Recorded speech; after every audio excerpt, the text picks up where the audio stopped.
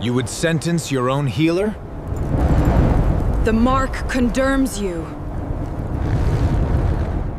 The night Lyra Vale was sentenced to exile, the moon refused to rise. The elders called it coincidence. The wolves of Silvercrest knew better. Every torch surrounding the judgment circle bent toward Lyra as though the flames were trying to reach her. She stood barefoot upon the frozen stone, wrists bound with silver cord, while hundreds of pack members watched from the darkness. Some had come to see a traitor punished. Others had come because they feared what might happen if she was allowed to live. At the center of the circle, her uncle raised the blackened ceremonial blade. Alpha King Vale had ruled Silvercrest since Lyra's father died. He had taken her inheritance. He had taken her home. Tonight, he intended to take her name. Lyra Vale, he announced, you stand accused of practicing forbidden blood healing, corrupting the sacred moon rites, and causing the deaths of 3 warriors under your care. Lyra looked past him toward the 3 empty funeral platforms. There were no bodies. There had never been bodies. The warriors were alive, hidden somewhere beyond the northern ridge, if the message smuggled to her cell had been true. Her uncle needed the pack to believe they were dead. Dead men could not explain what they had seen beneath the temple. Dead men could not reveal that Silvercrest's sacred spring had been poisoned. And a condemned healer could not reveal who had ordered it. Lyra lifted her chin. Bring me their bodies. A murmur moved through the crowd. Garrick's expression did not change. The dead have already been returned to the earth. Then bring me the burial records. You are in no position to make demands. I am in the perfect position. Her voice carried farther than she expected. If I am guilty, evidence should not frighten you. The murmuring grew louder. Garrick descended from the stone platform. He stopped close enough for only Lyra to see the warning in his eyes. You should have accepted the mercy I offered. You offered silence. I offered survival. Not the same thing. His hand closed around her jaw. To the watching pack, it might have looked almost paternal. Lyra knew the pressure of his fingers. She had known it since she was 12. Since the night her father died and Garrick knelt beside her bed to explain that frightened girls survived by obeying stronger men. You found something beneath the temple, he whispered. Something you were never meant to see. Lyra held his gaze. Then perhaps you should have buried it better. For the first time, anger cracked his control. Only for a heartbeat. Then he released her and turned to the elders. The sentence will be carried out. A woman near the rear of the crowd began to cry. Lyra recognized the voice. Mara, the baker's widow. Lyra had delivered both of her children during a winter fever while Garrick's chosen healers refused to leave the feast hall. Someone silenced Mara quickly. Nobody else spoke. Not Lyra's cousins. Not the warriors whose wounds she had closed. Not the mothers whose children she had saved. Fear had always been Garrick's most loyal guard. The eldest councilman stepped forward. Lyra Vale, your bloodline is severed from Silvercrest. Your wolf is denied the protection of this territory.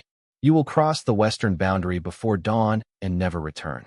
The words entered her like cold water. She had known exile was coming. Knowing did not soften it. The councilman continued.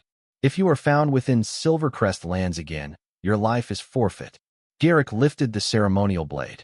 By old law, the family crest must be cut from her flesh. Lyra's breath caught. The crescent-shaped mark beneath her collarbone had been with her since birth. It was not ink. It was not a brand. It was part of her. Her mother had called it a blessing. Garrick had always called it an embarrassment. He pressed the blade against her skin. The metal was colder than the snow. Then the earth moved. Not a tremor. A pulse. It rolled beneath the judgment circle like the heartbeat of something buried deep below. Wolves cried out. Torches shattered. The silver cord around Lyra's wrists burned white. Garrick staggered back. A crack split the stone between them. From far beyond the mountains came a howl so deep that every wolf in Silvercrest fell silent. Even Garrick went pale. Lyra knew that howl. Everyone did. It belonged to the ruler of the Western Kingdom, King Kael Draven. The Black Wolf. The Alpha who had never lost a war. The man Silvercrest children were taught to fear before they learned his name. A second howl answered from somewhere inside Lyra. Her wolf surged against her ribs. Not in terror. Recognition.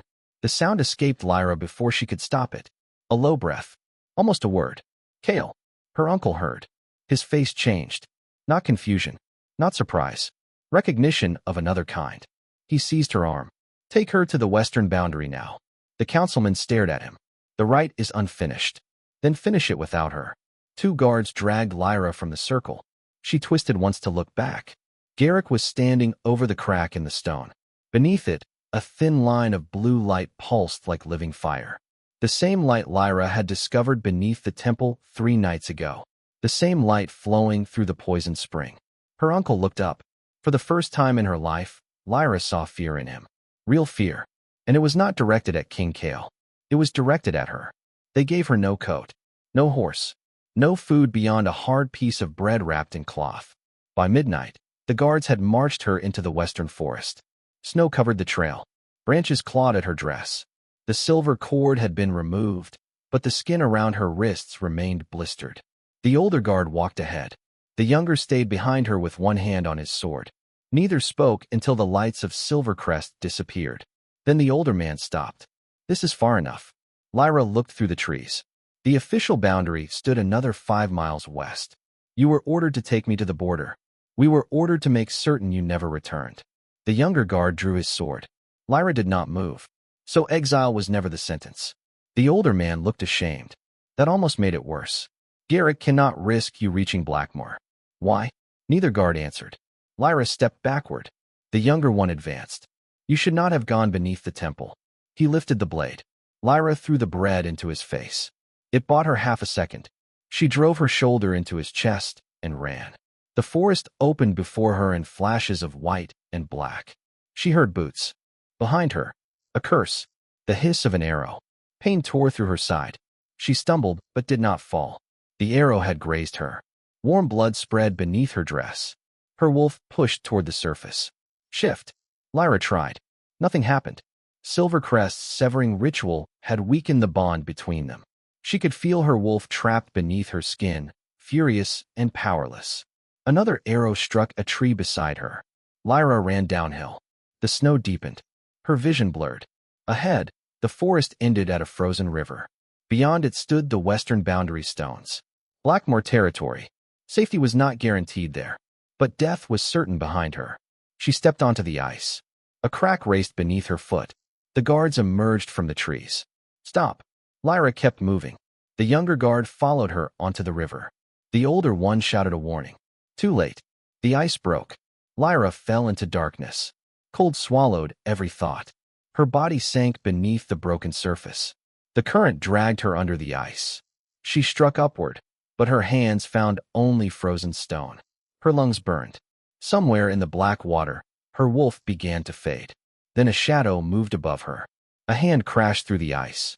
Power closed around her wrist. Lyra was pulled upward with such force that the world exploded into air, snow, and noise. She coughed water onto the riverbank. A black cloak wrapped around her. Someone lifted her as though she weighed nothing. She opened her eyes. A man knelt over her. Dark hair. A scar crossing one eyebrow. Eyes the color of molten gold. The face of a king carved from winter. Kael Draven. Behind him, Blackmoor warriors surrounded the Silvercrest guards. The younger one raised his sword. Kael did not look away from Lyra. Kneel, he said. The command rolled across the river. Both guards collapsed into the snow. Lyra stared at Kael. His hand pressed against the wound in her side.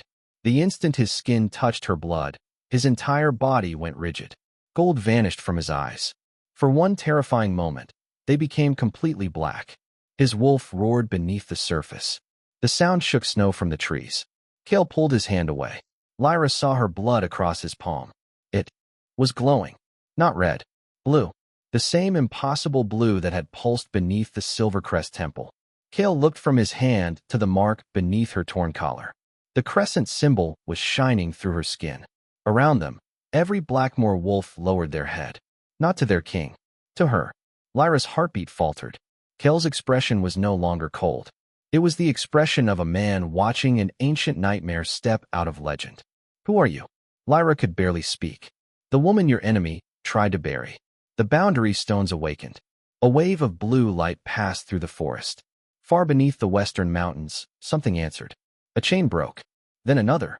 Kael looked toward the distant peaks. His voice dropped to a whisper. They found the Moonkeeper. Lyra did not understand the words. But the terror on the Alpha King's face told her one thing. Her uncle had not tried to kill her because she had discovered the poison. He had tried to kill her because he knew what she was. Lyra woke beneath a ceiling painted with wolves hunting among stars. For several seconds, she did not remember the river. Then pain moved through her side. Memory returned with it. The guards. The ice. The Alpha King's hand covered in glowing blood. She sat up. The room spun. A woman rushed from the fireplace. "Do that again, and I will tie you to the bed." Lyra raised one hand instinctively. The woman stopped beyond reach. She was older, broad-shouldered, with gray braided hair and a healer's leather satchel. "I am Sarah. You are in Blackmoor Castle. How long?"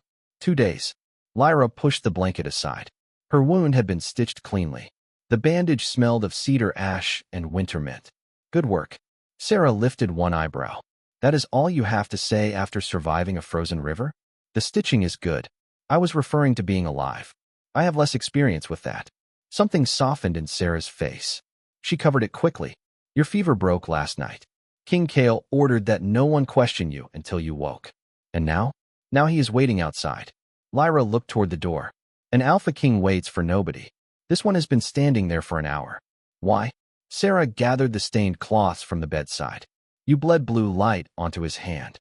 I imagine he has questions. So do I. Good. Perhaps between the two of you, someone will explain why half the castle wolves have been sitting outside your window since sunrise." Lyra turned. Beyond the frost-covered glass, dark shapes filled the courtyard. Wolves. Dozens of them, all facing her room. Sarah opened the door. Kael entered alone. He wore no crown and carried no weapon. Neither made him less dangerous. His gaze moved across the room, checking Lyra's posture, the bandage, the untouched cup beside the bed. Only then did he meet her eyes. "You should be resting. I was unconscious for 2 days. That is not the same as rest. You sound like a healer. You sound like someone determined to reopen her wound." Lyra almost smiled. Almost. Kael stopped several feet from the bed. The distance was deliberate. He did not trust her, or he did not trust himself near her. "What is a moonkeeper?" His expression became unreadable. "Where? Did you hear that name? You said it at the river." Kael glanced at Sarah. The healer closed the door, but remained inside. Lyra noticed. He did not intend to be alone with her. That should have reassured her. It did not. Kael walked to the painted wall. "Before the packs divided into kingdoms," he said, "the first wolves were bound to the moon through a living covenant. The covenant required a guardian from one bloodline. A moonkeeper." Lyra looked at the wolves painted among the stars. What did they guard? The balance between wolf and human. That sounds harmless. It was not. Kael turned. Without the covenant, a wolf could consume the human mind. Strength without restraint. Instinct without memory. The moonkeeper stabilized the bond. And what happened to them? The last keeper was murdered 300 years ago. Lyra's skin chilled. By whom? Every kingdom accused another. The war that followed divided the old realm. She touched the crescent mark beneath her collarbone. "My mother said this was a birthmark. Perhaps she was trying to protect you." "From what?" Kael's jaw tightened. "People who believe controlling a moonkeeper means controlling every wolf alive." Silence filled the room. Lyra thought of her uncle standing above the blue light beneath the temple. Did Silvercrest know? Kael's stare answered before he spoke. "Your uncle knew enough to try to kill you before you crossed my border." "Why would crossing the border matter?" "Because Blackmoor was built around the Keeper's last sanctuary." Lyra looked down at her hands. The wolves outside remained silent. Watching. Waiting. She did not feel like an ancient guardian. She felt cold, injured, and angry. "What happened when you touched my blood?" Sarah stopped sorting her instruments. Kael became very still. Lyra continued. "Your eyes changed. His wolf recognized you." Sarah's answer came quietly. "Recognized me as what?" Neither of them spoke. Lyra swung her feet to the floor. Pain tore through her side. Kael crossed the room before she could stand. His hand closed around her forearm. Heat rushed through her. Not ordinary warmth. A pulse. Her crescent mark flared blue. Kael released her immediately. A low growl vibrated in his chest. Sarah whispered an oath. Lyra stared at him. What was that? Kael's breathing had changed. Controlled. Measured. A man holding a door shut against something powerful. "My wolf has been deteriorating for 6 months." Lyra forgot the pain. Deteriorating how? He stepped back. "He becomes stronger during each shift and harder to control when I return. Memories disappear. Rage remains. The covenant is failing." Sarah's voice was grim. "Across every territory, wolves have begun losing themselves. Silvercrest said the attacks were caused by rogues. Some are. Kael looked toward the window. Many are wolves who shifted and never found their way back.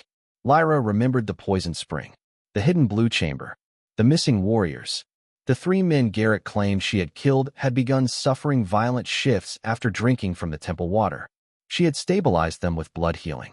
Forbidden blood healing. Except she had not chosen to use blood. The Crescent Mark had opened on its own when she touched them. I healed 3 warriors before I was arrested. Kael's gaze sharpened. Tell me everything. Lyra described the spring, the blue veins in the stone, the warriors convulsing beneath the temple. The moment her mark opened and light moved from her blood into theirs. When she finished, Sarah's face had lost its color. Kael walked toward the door.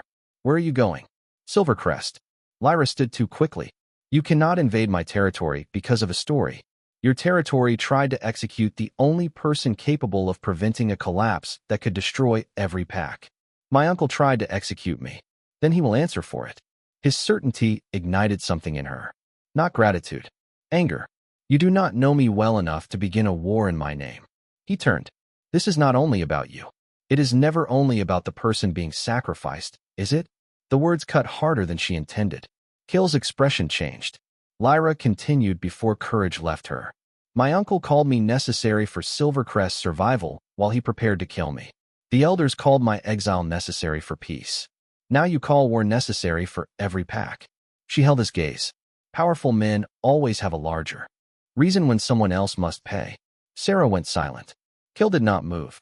For several heartbeats, the room held only the sound of the fire. Then he lowered his head. Not submission. Acknowledgement. You are right. Lyra had prepared for anger. Agreement unsettled her more. Kael continued. I will not move against Silvercrest without evidence. And I will not use your name as justification without your consent. My consent matters here? Yes. Why? His eyes held hers. Because someone has spent years making certain you believed it did not. The answer landed somewhere she had kept guarded. Lyra looked away first. A bell began ringing in the courtyard. Once. Twice. Then continuously. Sarah rushed to the window. A group of riders had entered the castle gate. One horse carried a man bound across the saddle. Kael opened the door. A commander appeared outside. My king. The border patrol found him crawling through the northern pass. Who? Silvercrest warrior. He says he knows Lyra Vale. Lyra's heart tightened. Describe him. Dark hair. Scar across the left cheek. His name is Rowan. The room tilted. One of the 3 warriors Garrett claimed was dead. Alive. Kael looked at her. Lyra was already moving. She ignored Sarah's protest and followed the king down the corridor. Rowan had been taken to the lower infirmary. His hands were blackened. His eyes moved beneath closed lids. Blue veins pulsed along his throat. Lyra stopped beside the bed. Rowan. His eyes opened. Recognition flashed through the pain. You crossed. Yes. He seized her wrist. Garrett knows what you are. I know. No. His grip tightened. You do not understand. He coughed, and blue-black blood stained his lips. The spring was never poisoned to kill us. Lyra leaned closer. Then why? To make us lose control. Who poisoned it? Rowan looked toward Kael. The king's council. Kael's body went still. Which king? Not Silvercrest. Rowan's eyes filled with terror. Blackmoor. A blade struck through the window. It buried itself in Rowan's chest. Lyra screamed. Kael covered her with his body as a second blade shattered against the wall. Guards flooded the infirmary. Rowan's blood poured across the sheets. Lyra pressed both hands against the wound. Blue light erupted between her fingers. Rowan gasped. Stay with me. His eyes found hers one last time. Do not trust the crown. Then the light vanished.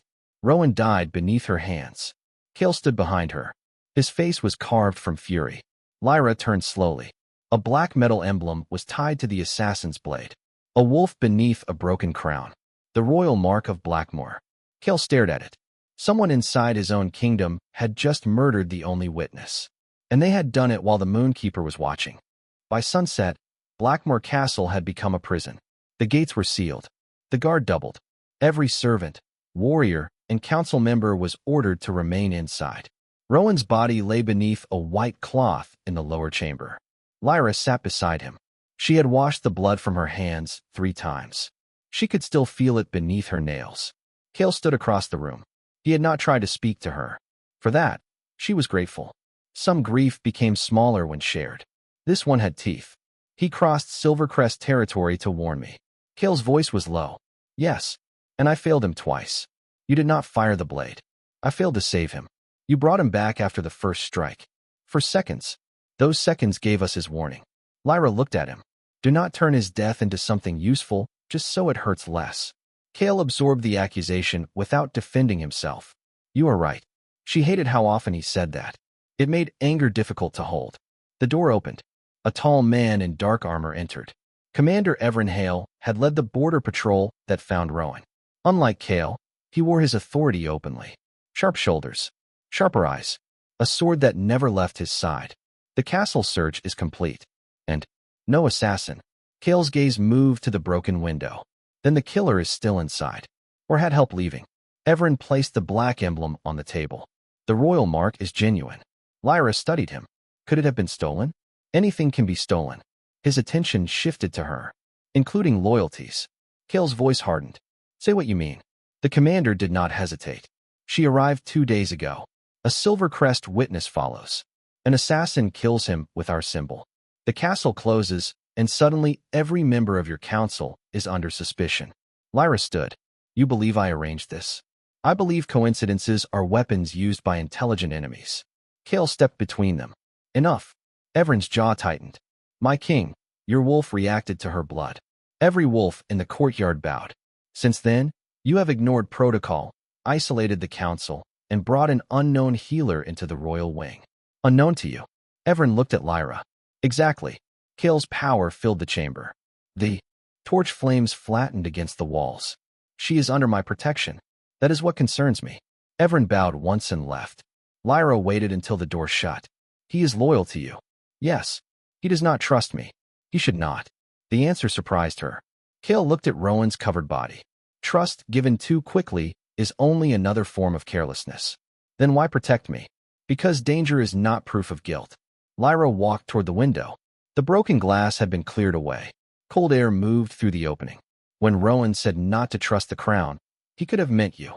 Yes. Kael gave no excuse. No denial. He could have meant someone close to you. Yes. Or he could have been delirious. Kael's eyes stayed on the blood-stained sheet. No. You sound certain. Dying men often abandon caution. They rarely invent the fear already killing them. Lyra looked at him. Who had access to the royal emblem? The council. Senior commanders. The royal forge. Members of my bloodline. Your bloodline? My younger brother. She had not known Kael had a brother. Where is he? Missing. Since when? 6 months ago. The same time your wolf began deteriorating. Kael met her eyes. Yes. His brother's name was Prince Lucan Draven, Blackmoor's beloved second son. Where Kael was reserved, Lucan had been charming. Where Kael inspired obedience, Lucan inspired devotion. Then, during a diplomatic journey to the southern territories, his escort was found slaughtered beside an abandoned road. Lucan's body was never recovered. Some believed he had been taken. Some believed he had betrayed the crown. Kael believed neither explanation completely. Lyra touched the edge of the broken window. Did Lucan have access to the old sanctuary? Kael's expression sharpened. Why ask that? My uncle found something beneath the Silvercrest temple. Something connected to the spring and the covenant. If the same power exists beneath Blackmoor, someone with royal access may have discovered it here first. The old sanctuary has been sealed for centuries. Sealed doors can be opened. Not that one. How do you know? Because it requires the blood of a moonkeeper. The silence between them changed. Kael looked at the glowing crescent. Beneath Lyra's torn collar. She covered it instinctively. No, I did not ask. You were about to. I was considering what the assassin wanted us to fear. I am not opening an ancient prison because someone frightened us. Sanctuary. You called it a sanctuary. Names changed depending on which side of the door you were standing. Something almost like approval crossed his face. Then the castle shook. Dust fell from the ceiling. A howl rose from the courtyard. It became a scream. Kael reached the door first. In the training yard, a young warrior writhed on the ground. His bones shifted beneath his skin.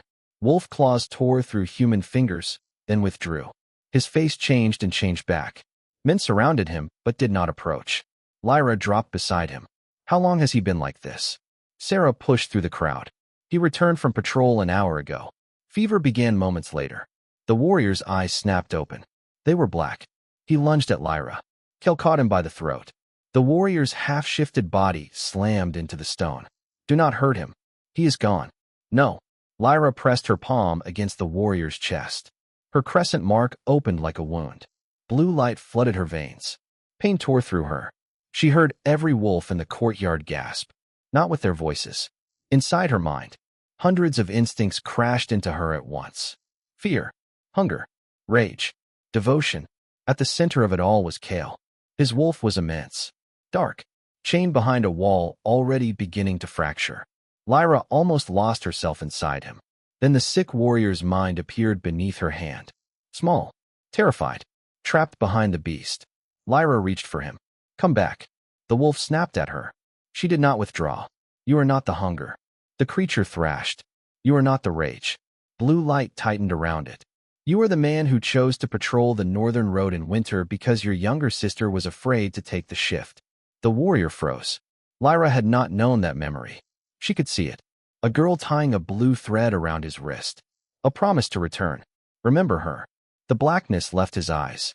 His body collapsed into human form. Lyra pulled her hand away. Blood streamed from her nose. Kael caught her before she struck the ground. For one breath, she was held against his chest. His heart pounded beneath her cheek.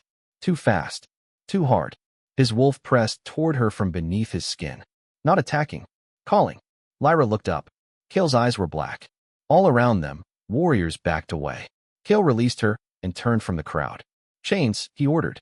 Evren stared at him. My king. Now. Kael's hands had become claws.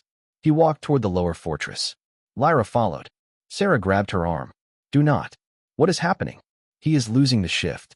Because I touched the warrior? Because your power called every wolf near you, including his. The lower fortress contained cells built for alpha-blooded prisoners. Kael entered the deepest chamber willingly. Evren locked silver restraints around his wrists. The metal smoked against his skin. Kael never made a sound. When the final door closed, he looked at Lyra through the bars. Leave. She remained. His eyes darkened. Moonkeeper, leave. My name is Lyra. A growl shook the stones. Lyra. Hearing her name in that voice should have frightened her. Instead, it moved through her like heat. Kael gripped the chains. I can smell your blood. Then control yourself. His claws lengthened. You do not understand what my wolf thinks you are. Tell me. Mine. The single word struck the chamber. Evren reached for his sword. Lyra's pulse leaped. Kael closed his eyes as if the word disgusted him. When he spoke again, his voice was human. That is why you must go. Lyra stepped closer to the bars. Your wolf does not own me. I know. Do you? His eyes opened. Pain lived inside them. More than pain. Shame. My father lost himself during a shift and killed my mother. The chamber went silent. Kael's hands tightened around the chains. I was 16. Lucan was 10. I chained my father in this room, but not before she was dead. Lyra forgot every answer she had prepared. Kael looked away. I will not become him. You are not him. You cannot know that. I have been inside your wolf. His gaze returned to her. You were afraid. Lyra moved to the bars. Not of hurting yourself. Of hurting me. Of hurting the warrior. Of failing your people. She rested. Her hand against the cold iron. Monsters do not fear becoming monsters. His breath slowed. For a moment, the darkness in his eyes receded. Then a voice sounded behind them. Touching. Evren turned. A man stood at the far end of the corridor. No guards had announced him. No doors had opened. He wore a travel-stained cloak and a familiar royal smile. Kael went completely still. Lucan, the missing prince, stepped into the torchlight. Alive, uninjured, and holding the severed head of Alpha King Vale. He dropped it onto the floor. Lyra stared at her uncle's lifeless face. Lucan smiled at her. Silvercrest has fallen. Then he looked at Kael inside the chains. And Blackmoor is next. Lucan had not returned alone. By dawn, an army surrounded Blackmoor Castle. They wore no single pack color. Silvercrest wolves stood beside rogues from the southern wastelands. Exiled warriors. Disgraced heirs. Men and women whose wolves had begun overpowering their human minds. Their eyes were black. Their movements were too still. Thousands waited beyond the walls. Lucan stood inside the lower fortress as if he had never left. Evren's sword pointed at his throat. How did you enter? Lucan glanced toward the stone wall. The old roads still remember royal blood. Kael remained chained inside the cell. Release me. Everin hesitated. Now, the commander unlocked the restraints. Kael emerged, rubbing burned wrists. The darkness had left his eyes. Lyra knew it had not gone far. Lucan looked at her with open fascination. You resemble her. Who? The first keeper. You have seen her? Only what remains. Kael moved between them. You will not speak to her. Lucan smiled. Still ordering the world away from things you fear losing. Why are you here? To offer terms. You murdered Garrick. Garrick failed me. Lyra stepped around Kael. My uncle poisoned the spring for you. Lucan's eyes found hers. He believed he was buying power. What was he really doing? Preparing Silvercrest wolves to receive the severing. Kael's expression hardened. The severing is a myth. All useful history becomes myth when kings want people to stop looking for it. Lucan walked toward the wall. He placed his palm against the stone. Blue-black veins spread beneath his hand. Lyra's crescent burned. The wolves outside began howling. Not randomly. In rhythm. A single enormous heartbeat. Lucan closed his eyes. The covenant did not unite wolf and human. It imprisoned one inside the other. The keepers maintained that prison for centuries. He looked at Lyra. Your ancestors called it balance because no one questions a cage when it is given a beautiful name. Those wolves outside are dying. They are awakening. They are losing themselves. Only the weak ones. Kael struck him. Lucan crashed into the wall. Everin's warriors raised weapons. Lucan wiped blood from his mouth. There he is. Kael seized his collar. You corrupted the springs. I freed them. You murdered our border patrols. They refused to join me. You killed Rowan. Lucan's smile disappeared. No. Everyone went still. Lucan looked at the black emblem on the table. I sent no assassin into this castle. Kael released him. Then who did? A horn sounded above. One long call. The signal for a breach inside the walls. Everin ran toward the stairs. A guard met them halfway. The council chamber, he gasped. They are dead. All of them. The guard nodded. The council had been gathered under protection. 6 elders. 2 royal advisors. Blackmoor's keeper of records. Every one of them lay around the council table. No wounds. No signs of struggle. Only a black crescent burned into each forehead. Sarah knelt beside the oldest elder. Poison. Which kind? I do not know. Lyra touched the dead man's hand. A vision tore through her. The chamber disappeared. She stood within a memory. Council members arguing. A hooded figure entering through the private door. A silver cup placed on the table. One elder lifting it. Then pain. The figure turned toward the hidden memory. Lyra saw a woman's face. Gray hair. Broad shoulders. A healer's leather satchel. Sarah. Lyra tore her hand away. The real Sarah was watching her. What did you see? Lyra could not breathe. Kael moved closer. Lyra? She looked at the woman who had treated her wound. The woman who had protected her from questioning. The woman who had been beside her since she woke. Sarah's expression changed.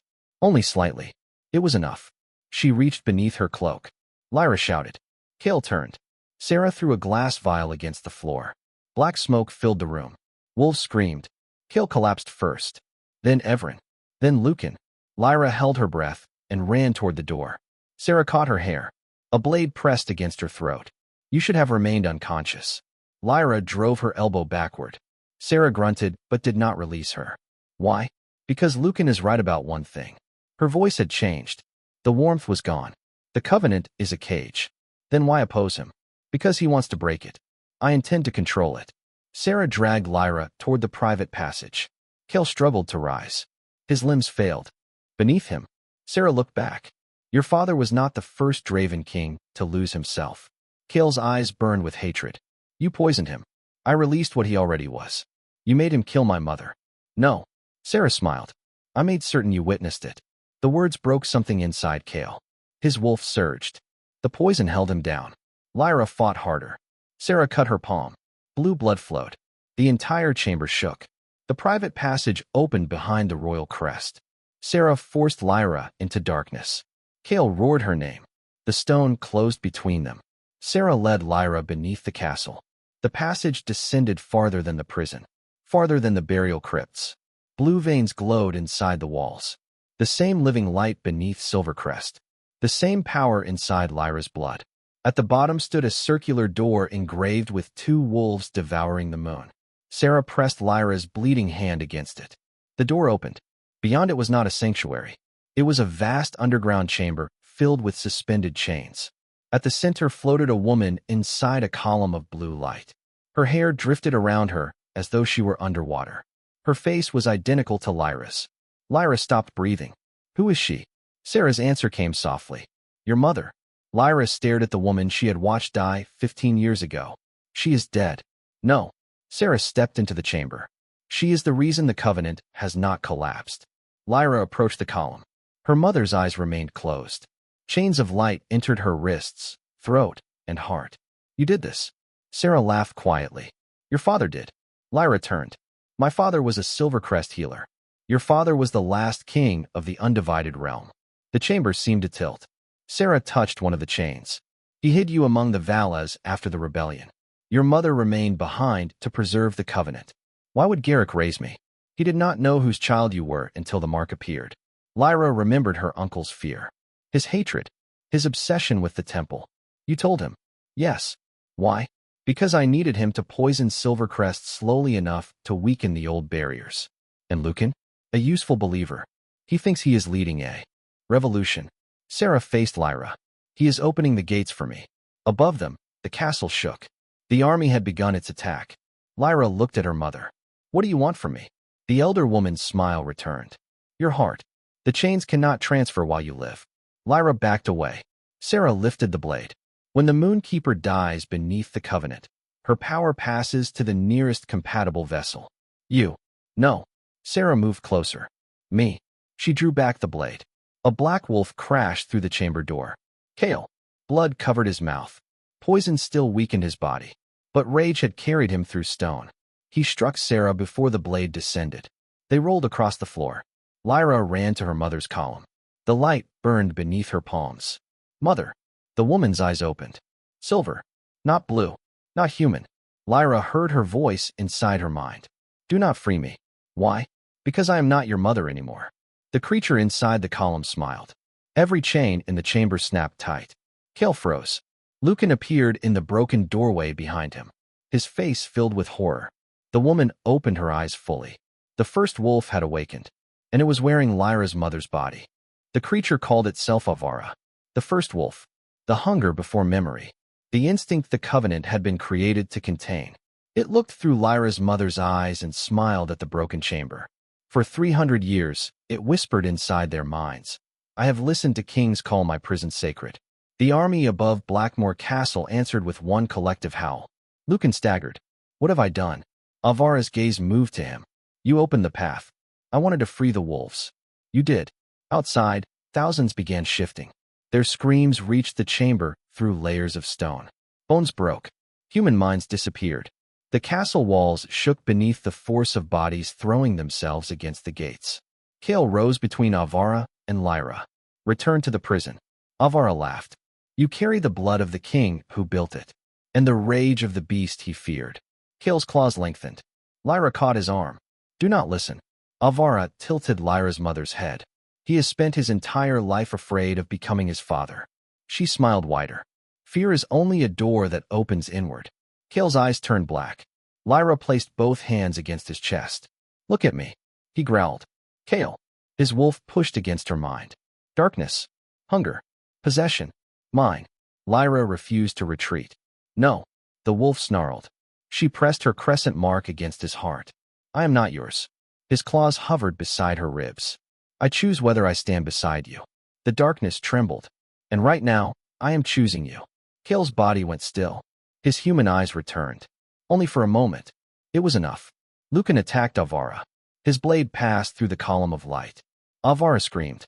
The sound shattered stone. Sarah crawled toward the fallen ritual knife. Lucan saw her. Traitor. Sarah drove the blade into his side. Kael caught her throat and threw her across the chamber. Lucan fell. Lyra ran to him. Blood poured between his fingers. Do not waste your power. Be quiet. I have never been skilled at that. She pressed her hand to the wound. Blue light entered him. Lucan screamed. Images burst through Lyra. A young boy hiding behind Kael during thunderstorms. Two brothers racing across the western hills. Lucan, standing over their mother's grave, listening as Sarah whispered that Kael's weakness had allowed the death. Years of manipulation. Years of anger shaped into purpose. Lucan's hand closed around Lyra's wrist. Stop. I can save you. Not without weakening yourself. I will decide that. A faint smile touched his face. Now I understand why he looks at you that way. Kael knelt beside them. Lucan looked at his brother. I thought you accepted the cage. I was trying to keep you alive. You never told me. I did not know how. Lucan's eyes closed. Avara struck the walls of the light column. Each impact cracked the chamber. Lyra felt the covenant failing. Her mother's voice surfaced beneath the creature. A whisper. Lyra. She turned. For 1 second, the silver vanished from her mother's eyes. They became warm brown. The eyes Lyra remembered. The real woman was still inside. You must end the bloodline. Lyra approached the column. How? The covenant was built through royal blood, and keeper blood joined willingly. Her mother's voice weakened. It can only be remade the same way. Kael joined Lyra. What does that require? A life from each line. No. Lyra's answer was immediate. Her mother smiled sadly. I have already given mine. The chains around her heart began glowing. But the king must choose. Lyra turned toward Kael. Absolutely not. Kael looked at the collapsing chamber. Above them, wolves were tearing Blackmoor apart. If the covenant breaks, how many die? All who cannot return from the shift. How many? Lyra's mother closed her eyes. Most. Kael removed the royal ring from his hand. Lyra seized his wrist. You are not sacrificing yourself. It is my kingdom. It is my choice too. Yes. He looked at her steadily. That is why I will not make it for you. He placed the ring in her palm. Take Lucan through the eastern passage. It leads beyond the walls. No. Lyra. No. His hand touched her cheek. The first gentle contact between them that did not come from danger. I spent my life believing control was the only thing separating a king from a monster. His thumb brushed away a tear she had not noticed. You taught me choice matters more. Then choose to live. I am choosing what I protect. His forehead rested against hers. The connection between them opened. Lyra felt his fear, his grief, his love. It was not a sudden thing. It had grown in every moment he listened when he could have commanded. Every time he stepped between her and danger without stepping over her will. Every truth neither of them had dared to name. Lyra kissed him, not as farewell, as refusal. Blue light exploded around them. The covenant reacted.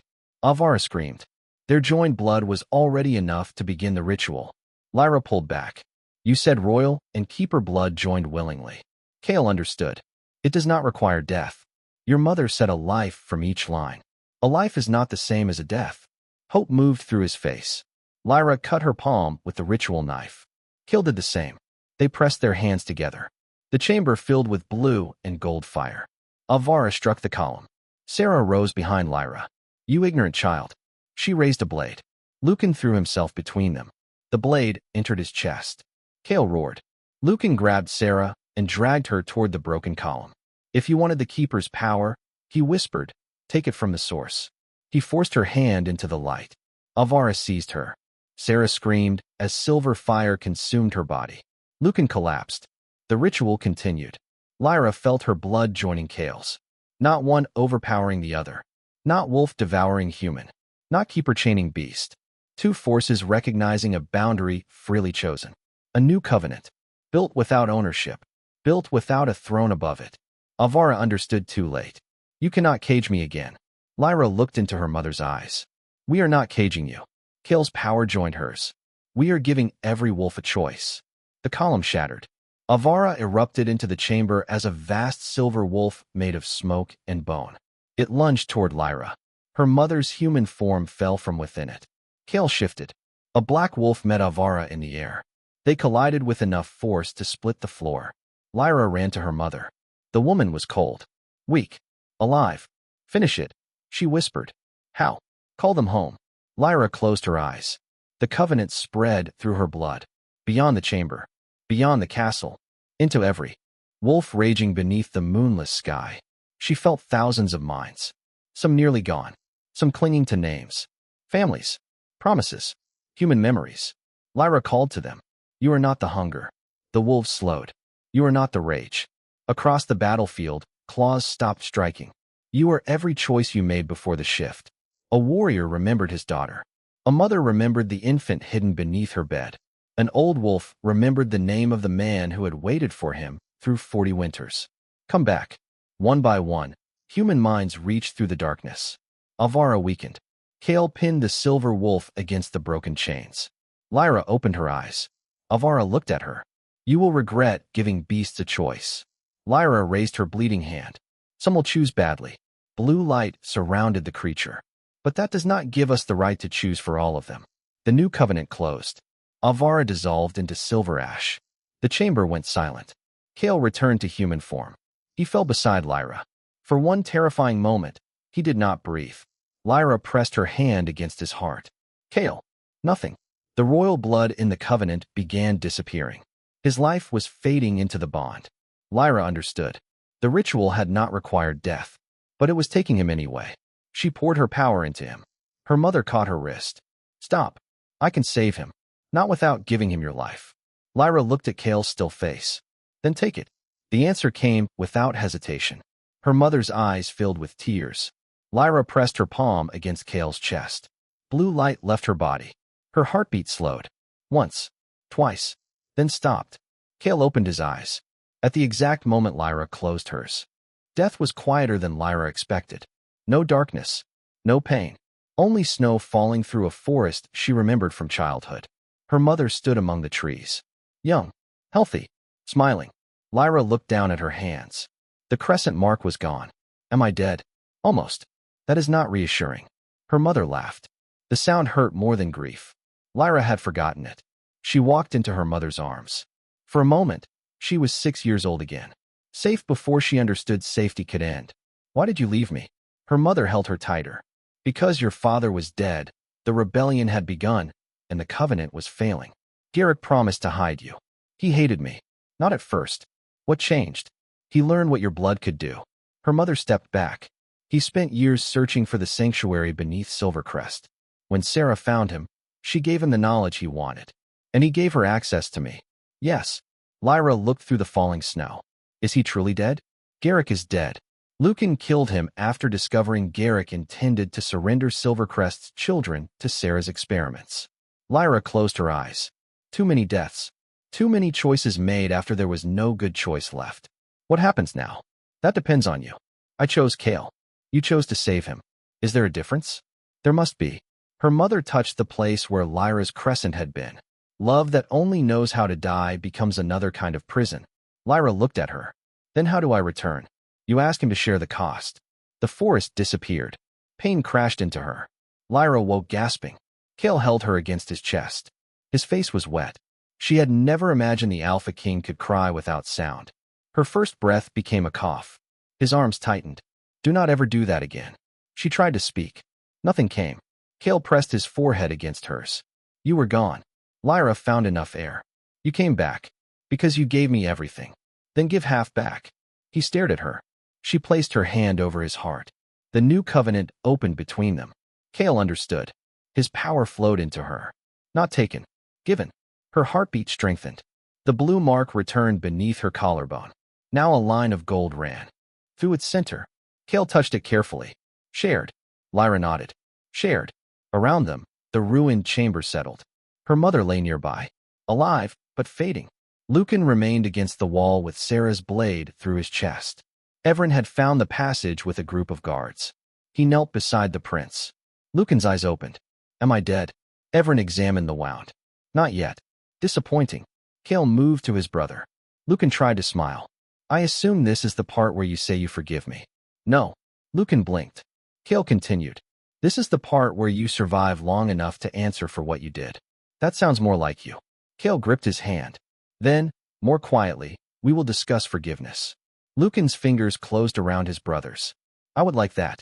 Lyra crawled toward her mother. The woman's breath had become shallow. The covenant is no longer holding you. I know. Then you can live. Her mother smiled. My life ended a long time ago. No. Lyra took her hand. You do not get to teach me that love must choose life, and then leave. For the first time, her mother looked uncertain. Lyra placed her marked hand over the woman's heart. The covenant responded.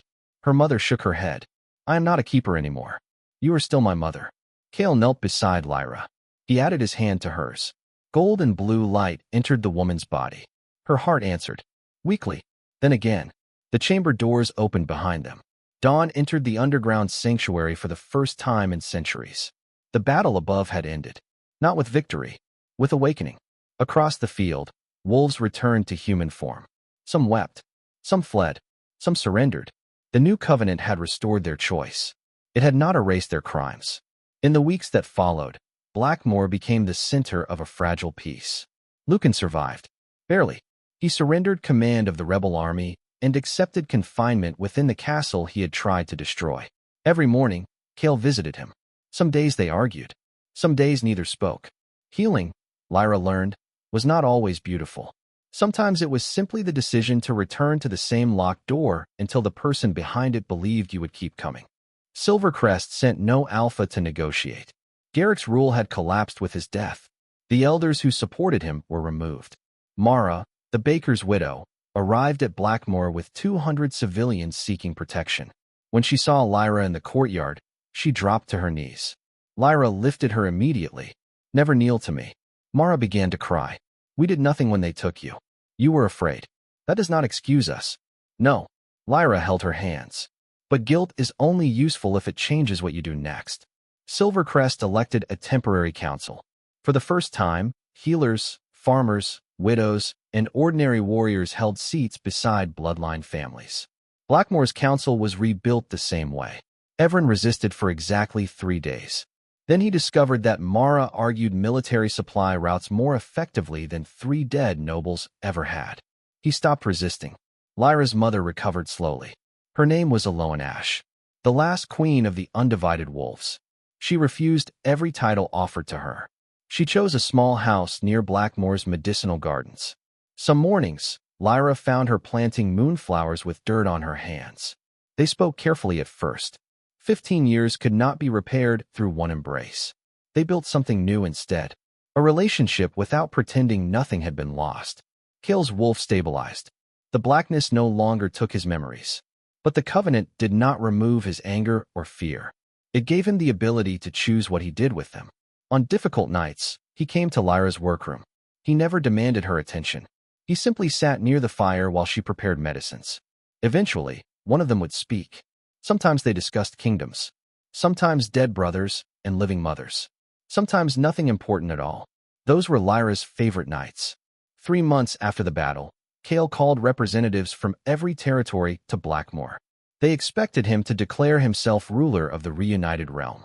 Instead, he removed the ancient crown from its case. This crown was forged by men who believed unity required obedience. He placed it on the council table. "It has caused enough harm." An elder from the north stood. "Then who will lead the packs?" Kael looked toward Lyra. No single bloodline. Murmurs filled the hall. He continued.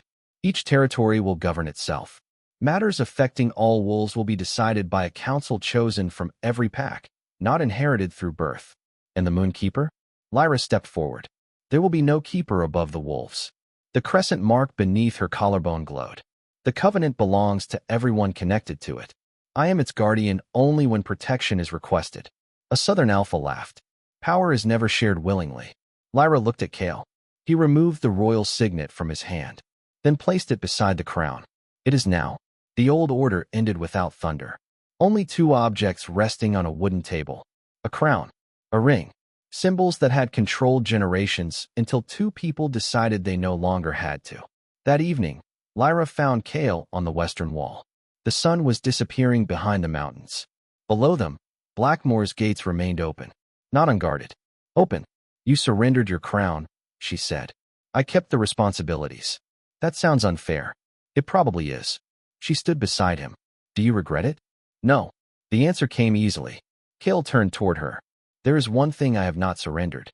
Lyra lifted an eyebrow. "That sounds ominous." He took her hand. "I love you." The words contained no command, no claim, no demand for an answer. Only truth offered freely. Lyra looked at the man who had first found her beneath broken ice. The king who had learned to share power. The wolf who had called her his, and the human who had listened when she said no. She placed his hand over the gold line running through her crescent mark. "I felt your fear before I knew your heart." Kael waited. "I saw your worst possibility before I saw your hope." His thumb moved across her skin. And I love the man who chooses who he becomes every day." Something unguarded crossed his face. The expression she had learned belonged only to her. He kissed her beneath the rising moon. No prophecy answered. No ancient chamber shook. No wolves bowed. The world simply continued around them. That was how Lyra knew it was real. Months later, when she returned to Silvercrest, she did not come as an exile. She did not come as a queen. She came as a healer carrying medicine through the gates. The Judgment Circle had been dismantled. Wildflowers grew through the cracks. Near the place Garrick had tried to remove her birthmark, a group of children played beneath the sun. One girl noticed the crescent beneath Lyra's collarbone. "Are you the Moonkeeper?" Lyra considered the question. Once, perhaps. The girl frowned. "What are you now?" Kael waited several steps behind her. Not leading. Not following. Simply there. Lyra smiled. Free. The child seemed satisfied. She ran back to the others. Lyra looked toward the western road. Years ago, she had crossed it wounded, hunted, and convinced that survival meant asking nothing from anyone. Now Blackmoor waited beyond the mountains. Her mother waited among the moonflowers. Lucan waited through the consequences of his choices. A new council waited to argue over a future no single ruler could control. And Kael waited beside her. Not because fate had ordered it. Because he chose to. Lyra took his hand. Together, they crossed the ruined Judgment Circle. Behind them, Silvercrest rebuilt. Ahead of them, the road remained uncertain. For the first time, uncertainty did not feel like danger. It felt like a life no one else had written for her. And Lyra Vale intended to live every part of it.